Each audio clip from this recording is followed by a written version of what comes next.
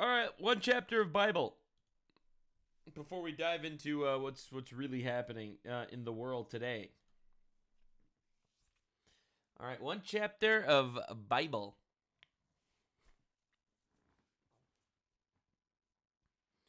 What are we doing after Bible? We are doing a lot of breaking information regarding the the guy that attempted to assassinate President Donald Trump. We actually finally got info about him. We finally got info about that guy. So we're gonna be covering that. Yep, he's a trans furry. Big shock. Spoilers. All right. All right.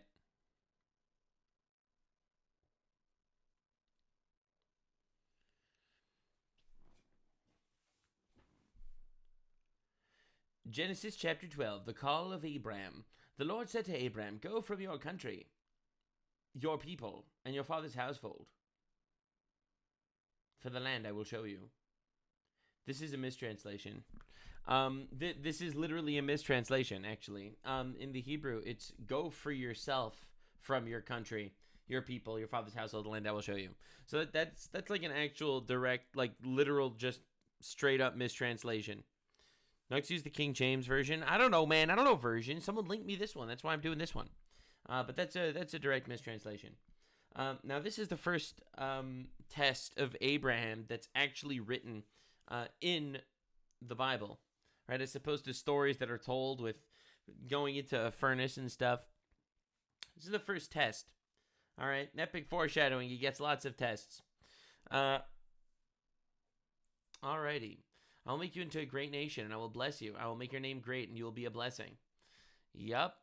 You follow the Lord God, and He will bless you. I will bless those who bless you, and whoever curses you, I will curse. And all the people on the earth will be blessed through you.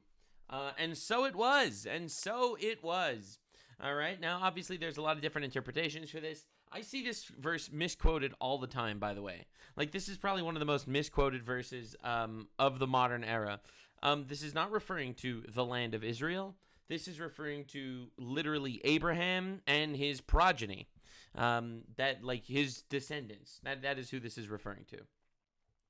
But anywho, so Abraham went as the Lord told him, and Lot went with him. Abraham was 75 years old when he set out to Haran. He took his wife Sarai and his nephew Lot, and his possessions that he accumulated, and all the people that he acquired in Haran, and they set out to the land of Canaan, and they arrived there. Abraham traveled through the land as far as the site of the great tree of Moreh at Shechem. Foreshadowing. Get ready until we see what happens there. Yo, Bunception, thanks for the raid. At that time, the Canaanites were in the land. Epic foreshadowing at that time, because the Canaanites get obliterated. That is what we call foreshadowing. At that time, yes, we know. Yes, we know. At that time, oof. Yuppie. That's what we're talking about. Now, this is wild. So again, there's literally so much here. I love these. He tells him, like, imagine this. Here's Abraham. All right, he gets married. He's living in his home. All of a sudden, God tells him, travel to this other place in the middle of nowhere, or whatever it is. All right, where you're not like super welcome. Go there, and dude just gets up and does it. No questions asked. And then he gets these blessings. He'll make you a great nation, and your name will be great, and all people will be blessed through you. Those who bless you will be blessed. Absolute Giga Chad. The Lord appeared to Abraham and said, to your offspring, I will give this land. That's right. So he built an altar there for the Lord who had appeared to him. And this is the meme, right? You know, everyone knows the famous meme. But it was promised to us 3,000 years ago. You know the famous meme? Everyone knows the famous meme. It was promised to us 3,000 years ago. Well, ladies and gentlemen, anyone paying attention, this is where it was promised to us 3,000 years ago. That's right. This is where it's at. The Lord said to Abraham, I will give it to your offspring. Hi, I am an offspring of Abraham. I am looking forward to my land. All right, anyway, that's pretty awesome.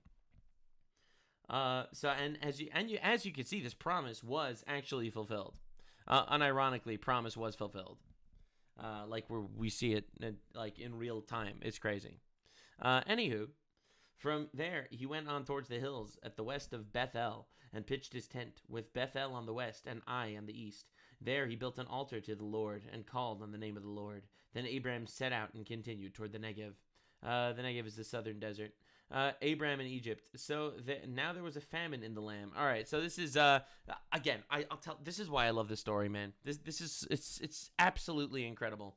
So the first part of this chapter, Abraham's father died at the end of the previous chapter. All right. So God says to him, the moment his father dies, all right, now go travel to that land. Just go. Pick yourself together and go. All right. Cool. Love that. Cool. So he actually does it. He follows instructions. He gets all these blessings. I'll make you a great nation. I'll bless you. Anyone who blesses you will be blessed. He gets up. He goes. He travels. He gets to the land. You know what the first thing that happens to him when he gets to the land? The land of Canaan, where the Canaanites are? Now there was a famine in the land. Immediately. The moment he gets there, bam, no food. Zero food to eat. This dude was forced to travel. Was told by God, and he did it without complaining. Got up, traveled all the way there. Got there. There's a famine. No food. I think that's wild. Another challenge right after the first challenge. This is why I think Abraham really is the progenitor to a lot of our general philosophy. You know, we get lots of challenges that are thrown our way that we have to overcome. But so he gets his first challenge, has to travel. Second challenge, there's a famine. Figure it out. Abraham went down to Egypt to live there for a while because the famine was severe. He literally couldn't even eat. He couldn't even eat in Canaan, where he was told to go. And he left and had to go to Egypt. As he was about to enter Egypt, he said to his wife Sarai, I know what a beautiful woman you are. Based. When the Egyptians see you, they will say, this is his wife. Then they will kill me, but will let you live. All right. So because that's the, classic Egyptians. I mean, if you look at Egypt today, 99.3% of women in Egypt say they were raped. So, I mean, let's be real. Egypt is one of those superior cultures, some would say. So say you are my sister so that I will be treated well for your sake and my life will be spared because of you. Now, this is incredible. So this is a lie. Abraham, who's considered like one of the goats, he's literally lying. He's telling Sarai to lie to the Egyptians and say that it's that we're siblings instead of husband and wife to save my life. And that just goes to show that there is a hierarchy to sin, right? You are obviously allowed to lie in order to protect yourself, to save your life. When Abraham came to Egypt, the Egyptians saw that Sarai was a very beautiful woman, and when Pharaoh's officials saw her, they praised her to the Pharaoh and was taken to his palace. He treated Abraham well for her sake, and Abraham acquired sheep and cattle, male and female donkeys, male and female servants, and camels. Based? But the Lord inflicted serious diseases on Pharaoh. Oh my God, it backfired, and his household, because of Abraham's wife, Sarai. So Pharaoh summoned Abraham. What have you done to me? He said. Why didn't you tell me she was your wife? Right? Notice how he knows the answer.